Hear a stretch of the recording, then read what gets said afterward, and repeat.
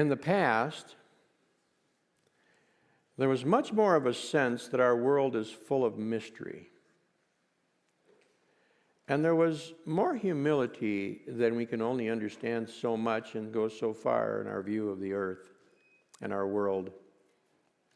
Many in Western society believe that the world is set up with a natural order of imminent causes, that everything has a scientific explanation. So we can figure it out. And if we did it properly, we could actually make the world the way it ought to be. This is a very common philosophical thread that runs throughout our society, in our schools, in our colleges, and in our government, in our medical field. It runs through it because it assumes that if we will just do things the right way, everything will work out fine. And if we could just figure out the cause of something, we would have a solution. I remember when we thought we could eliminate cancer, and if we did, most of our medical problems would be resolved. Is a cure for cancer a major solution to our medical problems? Why or why not? Let's talk about that for a few minutes.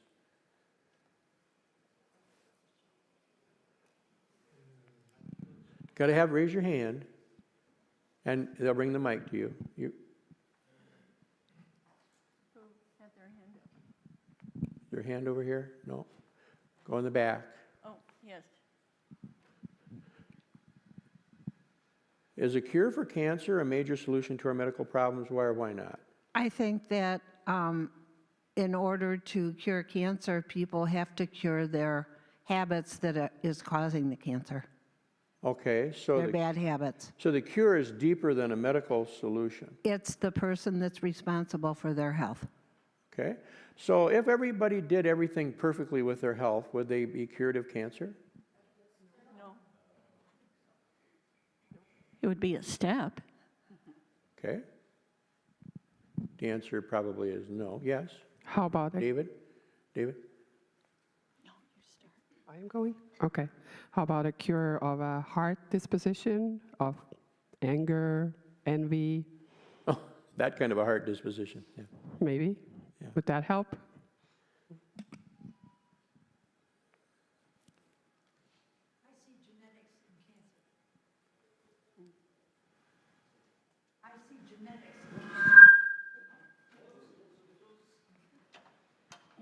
I see genetics in cancer. Okay.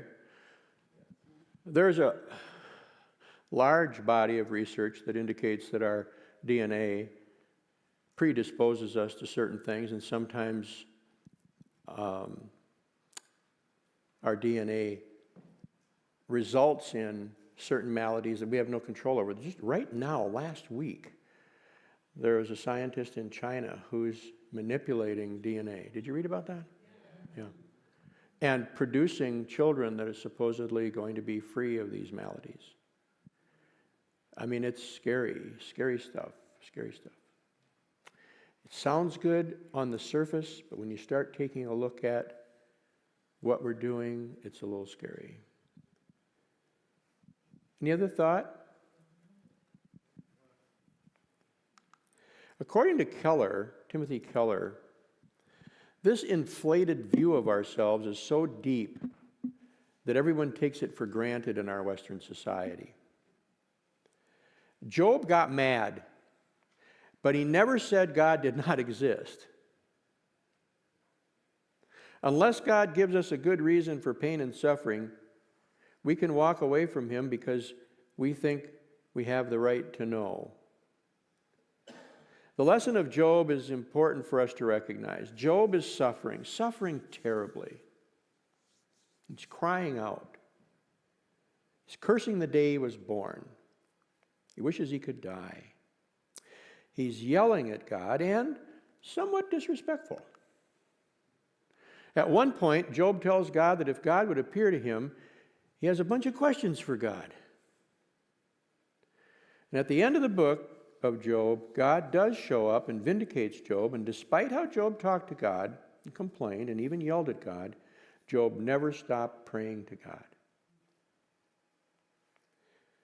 His prayers were sometimes prayers of frustration, questions, but he was praying. Job, despite his circumstances, never walked away. He was processing it through prayer and recognizing God throughout his ordeal. The lesson here is God wants us to be honest with him. We may be angry, frustrated, sad, happy, content, discontent, and despite whatever we are experiencing in life, we are to share it with God and recognize we are in the presence of God, who we are to be in awe of. You know, I observed, as long as Larry's in here, I can pick on him. I observed Larry over his 20-year ministry here. Larry is genuine. Now, there are times when I know you have to get up and do your thing whether you feel like it or not, whether it's teaching here this morning, when my wife is in the hospital this morning unexpectedly for searching for an aneurysm. They're doing a CAT scan on her right now and probably a spinal tap from something that happened. Just to give you a review, Tuesday we had our granddaughter, and she's a year and a half, somewhat heavy, you know, for a year and a half. And Becky went out to the mailbox, and I was in the house, and she went out, and she didn't have a coat on, so she decided it was cool, so just jokingly, she sprinted back to the house. And when she got in the house, from the jostle, some type of jostling of her neck or something, she went right to bed. She became white. I said, I've got to take you to the doctor. She's German, said, no, let's see what happens. So I said, okay. So she slept the afternoon, and then that evening she felt a little better. So the next day, I said, let's go in. She said, no, I'm feeling better. So she felt better on Wednesday, and Thursday she seemed to be feeling better, but she said, I have a headache, kind of a headache in the back of my neck. I said, we need to go in. No, not yet. So then I tattled on her and told my nurse daughter, Elizabeth, and Elizabeth really let her have it. And she said, okay, I'll make an appointment. So she made an appointment for next Monday, which is as soon as she could get in. Yesterday, she was feeling a little tingly. I'm concerned. Last night we went out for dinner with some friends, and this morning I picked up Evelyn because we have the special here this morning, my granddaughter. And on my way here, my daughter Janessa calls and said, I'm taking Mom into the emergency room because she has a headache that's just really splitting. I said, should I be there? She said, no, they're just going to run tests. And so they're running tests, so I'm going to go down there as soon as second service is over. But we don't know. And, you know, what can happen, how it can happen. I'm grateful for science. But it's one of those areas where we just don't control everything. We don't have that opportunity. And when we are here before God, and as I was going to say, and kind of lost my train of thought there, thinking about Becky, Larry has always been a transparent guy with me. Just, he is who he is. If he's down, tell you he's down. If he's feeling sad, he'll tell you he's sad. I mean, I've just known him well enough to really appreciate that, because so many people are fake. It's of no value to ask somebody how they're doing, is it? How you doing? Fine. And they're probably not. Now, you can't just pour out your troubles on everybody when they ask you how you're doing, but hopefully you have the kind of relationship with the Lord where it is genuine. You're not going to fool him. You're not going to fake him out. So just be honest with him. And I admire that in Job. We read in the book of Job that Job shrieked, shaved his head, fell to the ground, yelled at God, questioned God, asked God for answers in all of this, and he sinned not. Now listen to this question and answer it for me. If we, like Job, shrieked, shaved our head, fell to the ground, yelled at God, questioned God, asked God for answers today with other believers witnessing us do it, what do you believe would be their response and why? What lessons can we learn from this that we can apply to our life? What would, could, or should our suffering look like? What do you think people would say? If I started doing that today, here I am, start shaving my head, shrieking, questioning God, yelling at God, falling to the ground. I think that's normal, but what people will say, well, don't forget Romans 8:28, for all things work together for good Okay. to those that love him. Okay. They don't need to hear that. I'm not so sure people would think it's normal, but go ahead.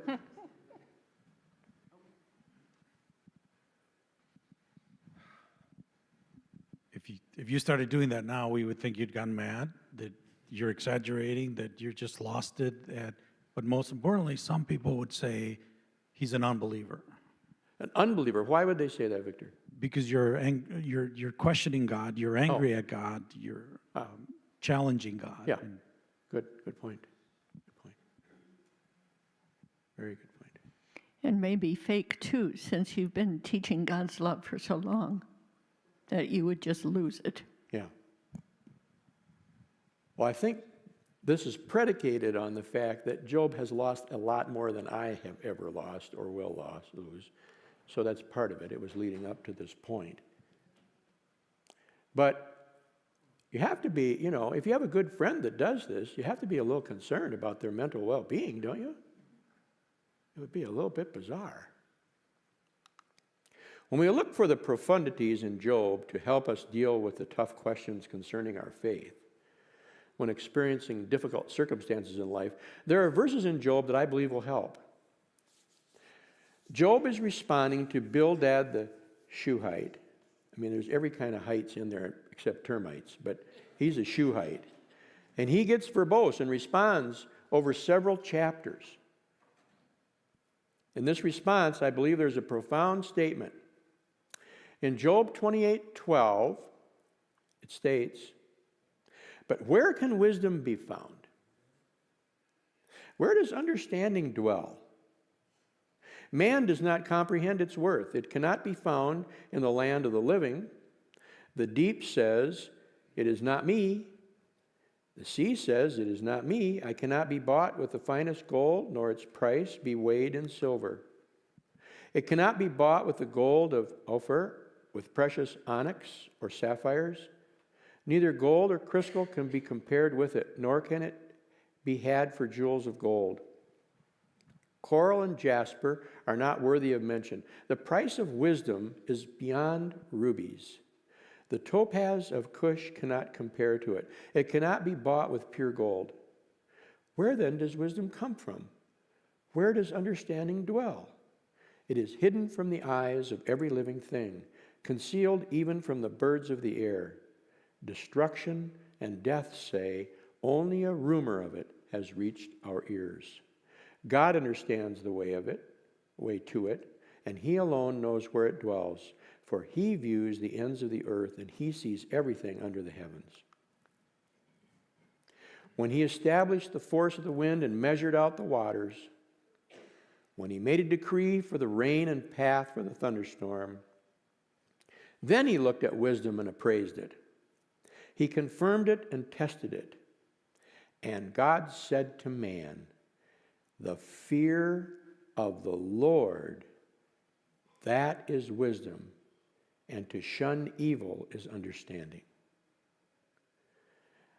So, my question for you is this. What is this fear? If the fear of the Lord is really the essence of wisdom, what do you think that fear is?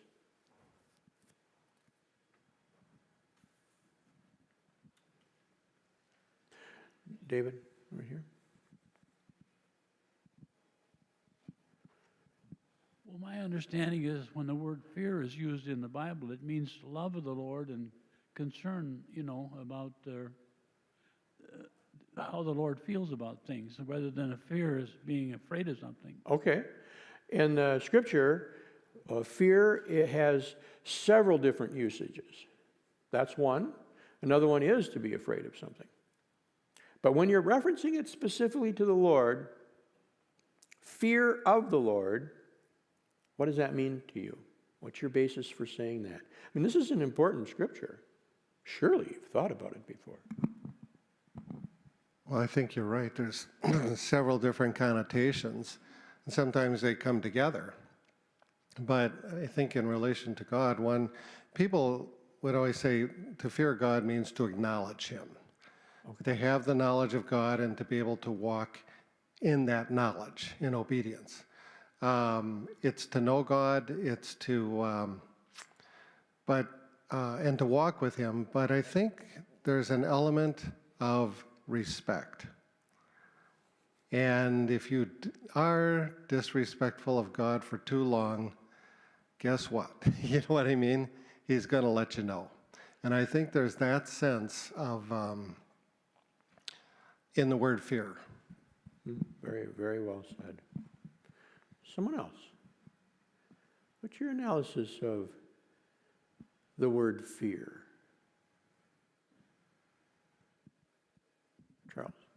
Well, we could maybe use the word awe. I mean, we can't comprehend God. I mean, He's so far above us. You know, He's outside the creation. And basically, the Bible is all about God, not about us. And we think, we're the center, and God, we're not. We're just the creator, part of the creation. Yeah. And, you know, it's marvelous, awe-inspiring why does God even deal with us, you know, outside of His love, which is far beyond anything we can comprehend. We can't love like that. Yeah. Excellent. So it's respect on steroids. Right. You know, Wait a minute. his word awe is something I left out. That's a good term. Okay. It is. It's an excellent term. Anyone else? Hold that right up to your lips now, because you're a soft speaker. Fear, awe, recognition. Okay. We're showing that we recognize that He's there and that He's real. Yes. To know the real God, not the one that our society sometimes thinks of, but the real God. The God we should be in awe of, not the one we talk to just when we have a problem, like Santa, who's going to give us the gift of something.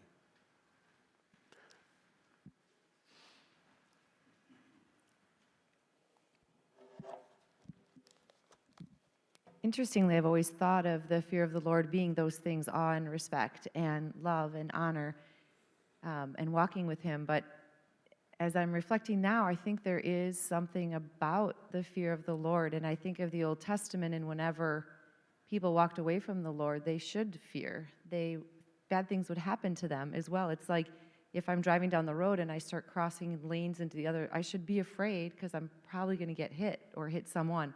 So I think in part there is an element of fearing what will happen walking apart from God, I think, as well. And I'm just thinking of that now. Yeah, no, that's great. Some of you need a little, I know this silence makes some people uneasy, but some of you need time to ruminate, because those great thoughts just escape us if I just keep rolling right along. Any other thought on fear?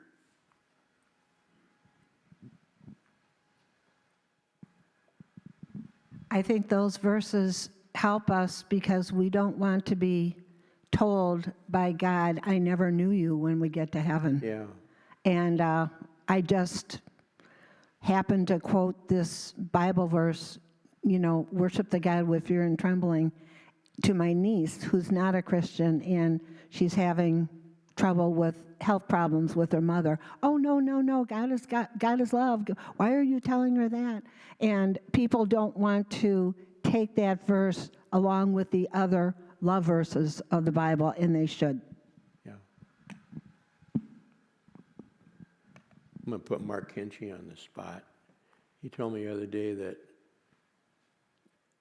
it may be different as we fear the Lord from our perspective of the New Testament as opposed to concentrating on the Old Testament. But I can't remember what you said. Do you remember what you said?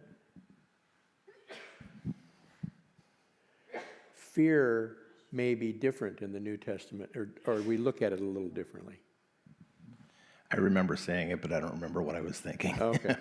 But I thought that was interesting because when you talk about the Old Testament, we see God a little differently than after Jesus came. Jesus speaks much more about love, compassion, even though we definitely hear from the Lord that hell is on the horizon for those who don't believe. But it's interesting thought. I appreciate your comments. Sorry to put you on the spot, Mark. I'll do that more. It's important to see in God's Word that fear can have both a positive and a negative impact on our life. Fear is a powerful emotion that drives how we think and what we do. And Proverbs 9:10 states, "The fear of the Lord is the beginning of wisdom." Job gives us that understanding in these verses in Job chapter 28. Proverbs 8:13 states, "To fear the Lord is to hate evil." So long as we're humble, this can be a healthy fear because it will have the effect of driving us back into God's arms. If we're not humble, fear can have a terrible effect on our lives. So it is not the presence of fear that is to be feared.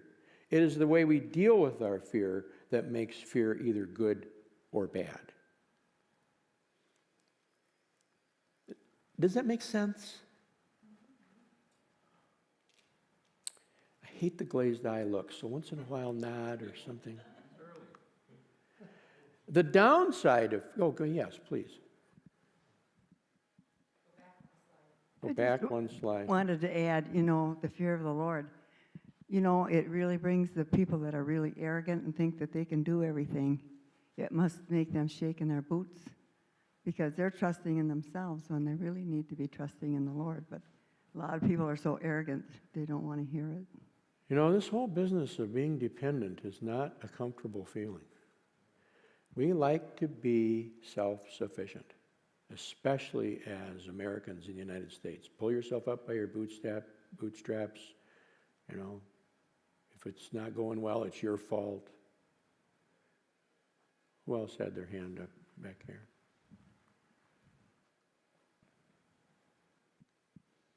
I do not have an answer for everything, but I have a suggestion, a comment. Like you did a brief class on heaven, on the different meanings. I think a suggestion would be on the different meanings of fear in the Bible. I was trying to look it up here, just trying to understand a little bit better.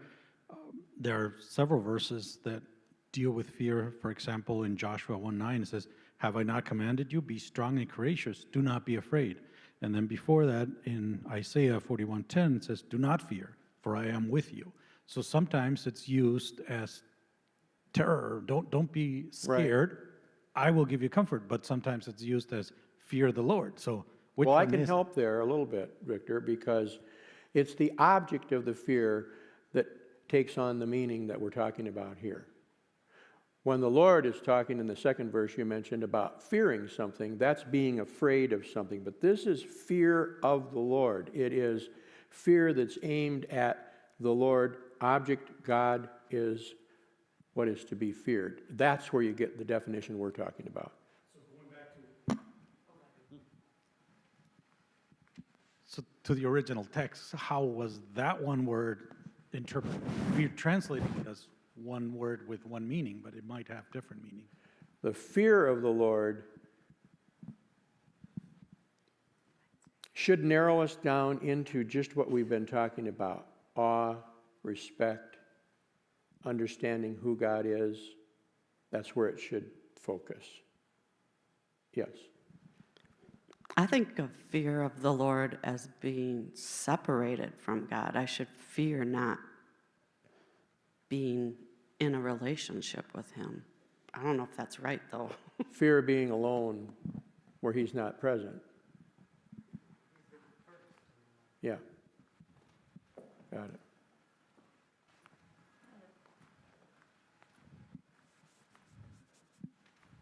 I thought of something because we've got to keep two contexts separate. One is the fear of God as an unbeliever and the fear of God as a believer. Okay. And I don't want to confuse those. Yeah, that's So a good point. John says there is no fear in love, but perfect love casts out fear. So the fearing of God's wrath has been done away with. We're not the children of wrath. Right. And we then come into a loving relationship with God, and I think all the things that have been said refer to that kind of fear. Yep. When we are young and with our parents, we fear our parents to the point that we don't want to do something that they would disapprove of, but we certainly would love them. So that there you'd have the fear, but the love that you have the Lord too. Mm-hmm.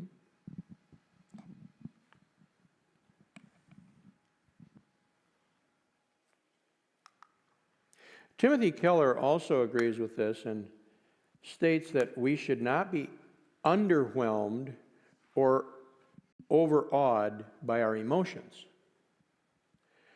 We should not be suffering to our emotions or bowing to them. Suffering in our emotions or bowing to them. We should not be denying them or venting them.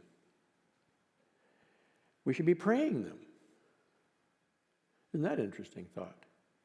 Our emotions are a very important part of how we're wired. We get hurt this time of year. Wow.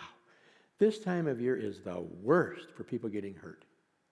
It just seems like our antennae are up so high, and somebody says something and we take it the wrong way, or they say it and mean it and we take it the right way, our feelings get hurt. We get really hurt. And people are even reluctant sometimes to even talk about things when they're with family, because this is the time of year where family get together and you don't want to rub anybody the wrong way. You don't want to ruffle any feathers. You know, let's stay calm. Let's just have a really, really peaceful Christmas, okay? I've heard that statement made, you know. No arguing. Just let it go. Okay. Now, I may be one of the reasons they're making that statement. I don't know. But it is a time of year where that can be a problem. Emotions. We should be praying them. This is exactly what Job is doing throughout this book of Job. Praying these emotions does not mean we manage them like little theologically prepared prayers, but that we pre-reflectively pour them out in the presence of God and that we process them there. And what Job is talking about is the most primal emotion, fear. How can we pre-reflectively pour them out? Have you thought about that? Does that make any sense? Let's read it again. Praying our emotions does not mean that we manage them like little theological prayers if you're going to pray. But we pre-reflectively pour them out in the presence of God. And that we process them there. And what Job is talking about is the most primal emotion, fear. David, I just had a call on my phone from Janessa. Is it something I need to be concerned about? Okay, call her back. How can we pre-reflectively pour them out? What does pre-reflective? Well, there you go. That's the key to the statement. What do you think that means? What does it mean to reflect on something? That's too deep. What does it mean to reflect on something? Come on, it's not. Think about them. Yes, you think about it. You ponder it. You look at the options. Now, what does pre-reflecting mean?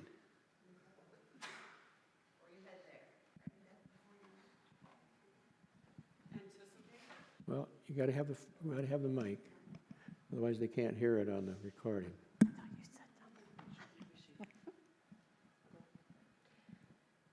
What were you saying, Linda? Oh, like to anticipate? Anticipate? Okay.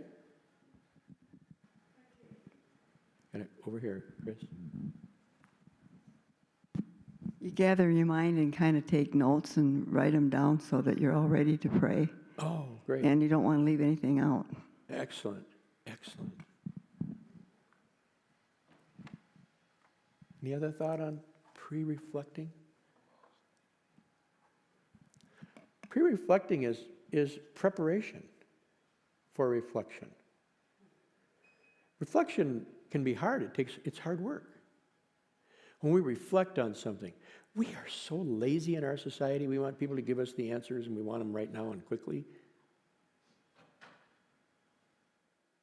And so, pre-reflectively praying means that you think about what you're going to pray about, and taking notes would be I hadn't thought of that, but that'd be a great way to go about it.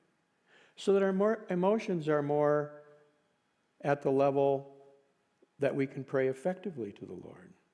They're more in balance. This is exactly what Job is doing throughout this book of Job.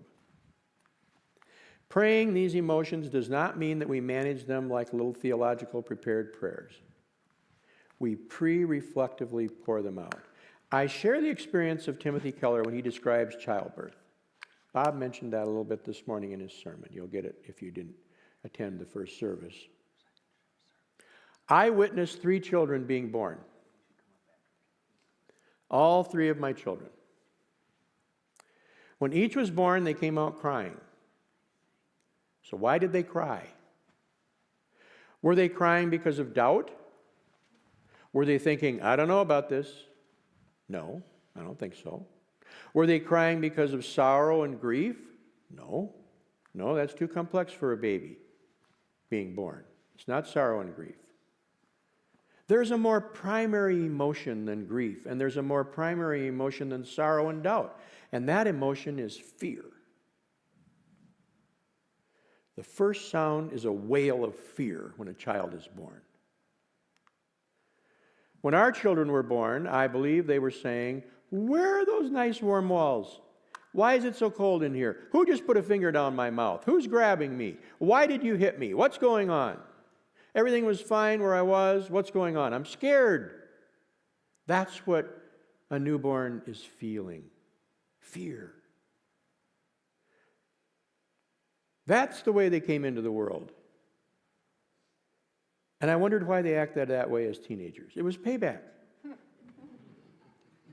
Fear is that kind of primal emotion, and Job has a lot to fear. Job has experienced the worst kind of loss. He's lost everything he has, including his children, and his suffering continues to increase. And yet, Job says that the fear of the Lord is wisdom. Job has discovered a way of praying his fear. Job has found a way of praying his fear so he can handle it. If it can help Job, it can help us. We may have troubles, but it cannot compare to what Job went through and is going through when he prays these prayers. So what can we learn about fear and how to handle it? Job looks back and sees everything he has gone through, and he is now living in such pain he wishes God would take his life. He sees everything as the enemy, and even his friends are useless. Let me be clear. Sometimes paranoid people are right. He has a lot to be afraid of. So the first thing we see is that who he is, in other words, his identity as a landowner, father, righteous man, and faithful person in God, is being attacked. And the second thing we see is his physical body is being attacked. When your character is under attack, when your identity is being attacked, the fear is that God is abandoning you. That's an awful feeling. The fear that Job's friends are trying to instill in him is that his sin and previous actions are the cause of his tragedies. So what does that mean to us? Do people have those thoughts of identity crisis today? What does that look like in our society? What are people's responses to that crisis of attack on character? Or their perception of their character being diminished or attacked?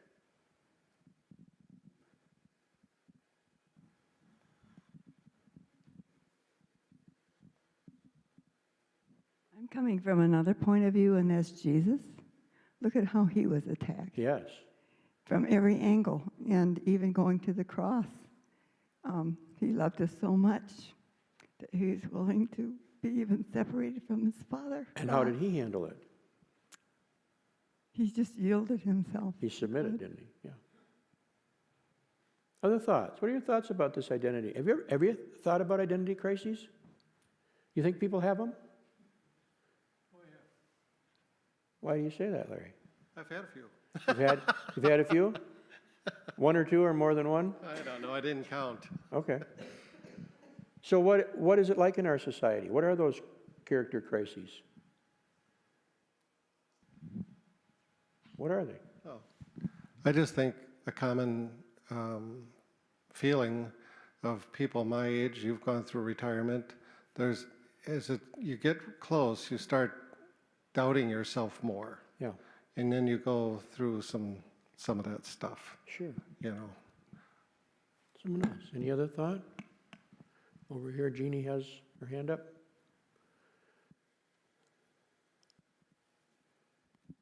I think there's a lot of things that can cause an identity crisis, whether it is the loss of a job, loss of a spouse or close friend, a child, parents, just anything that changes us, a move, when we have to move from one town to another. Now your world is different. So there's a lot of things that can cause that crisis, and I think when you ask kind of what are the response to that, that's how we respond to that is huge in where we go forward. We can become a victim, or we can say, all right, this is my new normal. Now where do I go and what do I do next? And keep taking those steps forward. A lot of men go through a midlife crisis of identity, usually in their 40s. Ever heard of it? Mine occurred in my 50s. I came home one day. My daughter Janessa was home. I can't remember. She was in college. I can't remember now. But anyway, she was there. And I said, Becky, I found it. Found what? I found the car I want. Come on, I got to show you. Oh, come on. No, come on. So we went, and it was beautiful red convertible. It was a bigger one, kind of like the old school Mercury. It was just gorgeous. I mean, I drooled all over it when I saw it. And Janessa said, Dad, that's not you. I said, well, it sure feels like me. That's the car I want. Becky, in her wisdom, didn't say anything. She said, well, we don't want to buy it today. Why? We don't want to buy it today. Let's talk about it. I mean, I phased out. I didn't buy it. But it was real. And I was going through I don't want to feel old. And if I buy this car, I'll feel young. I don't think it would have helped. Do you think it would have helped, Larry? I don't think so. I moved to Fulton Church. Yeah, that was your identity crisis? That was my midlife crisis. Okay. Work, though. Yeah. Any other thought on that? I didn't mean to go off the deep on you, but I'll go through one more Well, slide. I think what Jeannie said really is a great summary. I do. She said all these different changes. Yeah. Yeah. Yeah, the changes in life. And they can attack anytime. This is very relevant to us. There's a lot written, and research indicates we live in an age of anxiety. There's a lot of research and common scientific consensus that we in our modern society have a lot more anxiety than our ancestors did. Do you agree or disagree with that, and explain your answer? If this is true, why do you believe it's true? Tackle that one a little bit where I start getting things put away here. Read it again, and then answer it. What do you think? Raise your hand.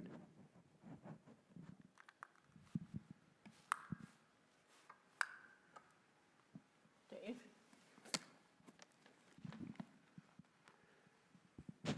When I was growing up, we lived in a lifestyle that was just, the radio was on or off. And now, we don't have all these we didn't have all those complexity things. when I was growing up, and things were easy. Now, my husband gets upset because the computer doesn't work, and he's got to figure that out, and it makes him upset. And there's just too many, you know, the Bible says as we get near the end times that knowledge will increase, and it's increasing so fast I can't keep up with it. And all the things that are happening, it just blows your mind away. So you've got all these things to think about, where when I was growing up, you could turn the radio on, turn the radio off. It wasn't even TV yet.